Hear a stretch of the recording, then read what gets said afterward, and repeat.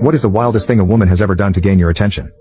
1. There was one girl that worked at the gym I go to. She was really nice and we talked pretty often. One day I stayed until she was about to close the gym, and just before she closed, she said she needed to do stretches because she had a dance class the next day. She invited me to do the stretches with her. I thought she meant me just helping her, like pushing her down or lifting and holding her, just being of assistance to her. Instead, she wanted me to do them with her, as in do the stretches myself. Now she's a semi-professional dancer practicing modern dance. Her stretches are not human, not something I can even think of doing. So I bite the bullet and do them anyway. Because why not? She's nice, and it's kind of funny toppling over every time I try to do something. Anyway, at some point we were to do one of those stretches where you sit down, put the soles of your feet up against each other, pull them as close to your body as you can while still keeping them on the floor, and then push your knees down while bending forward. After toppling over a couple times, I managed to get stable and actually do it, but I can't get my knees very low because I'm stiff and have shortened tendons in my legs. She laughs, literally rolling on the floor, crying from laughter.